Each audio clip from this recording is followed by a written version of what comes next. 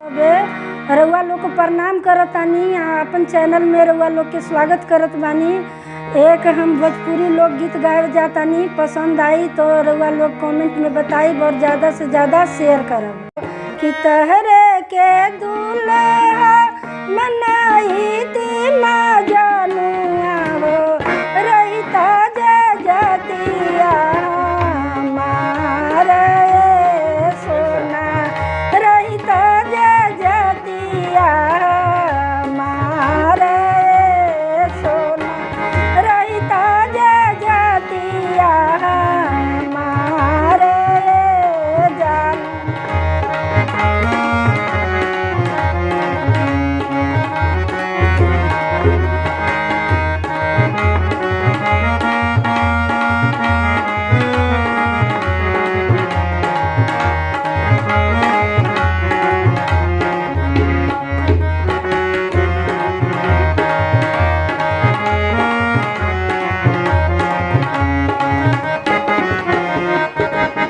भैया से अपना तिलक चढ़वाई दी हो, भैया से अपना तिलक चढ़वाई दी हो, तबे हो जाईती तोहार ए सोना, तबे हो जाईती तोहार ए जानू।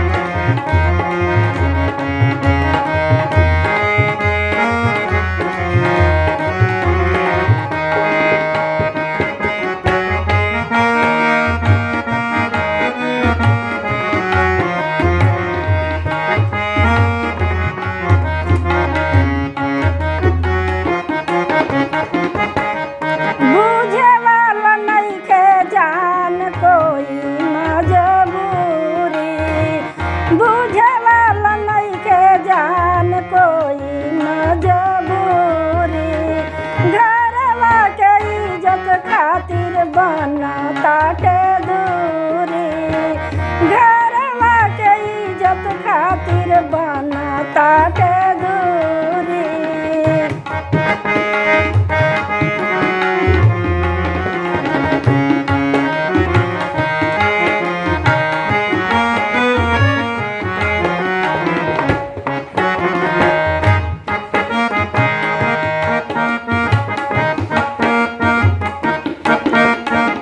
बुझे वाला नइखे जान कोई मजबूरी, घरवा के इज्जत खातिर बनताटे दूरी, धन भाग होइती जदी तहरा के पईती हो, धन भाग होइती जदी तहरा के पईती हो, झुके ना कबो तोर प्यार ए सोना, झुके ना कबो तोर प्यार ए जानू।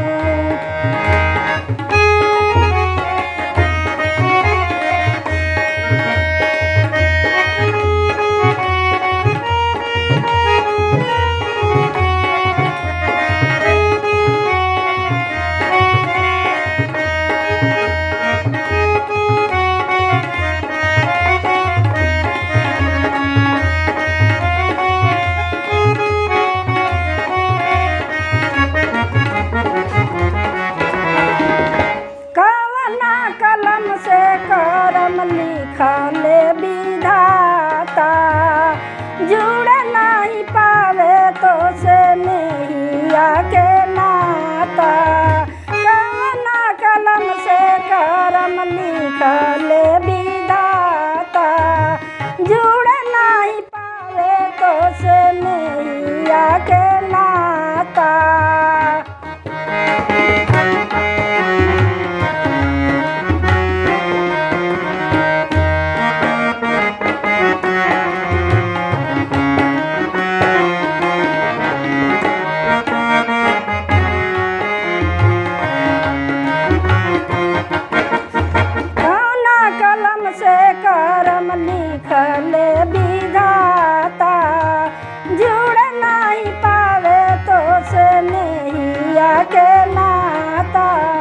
बाटे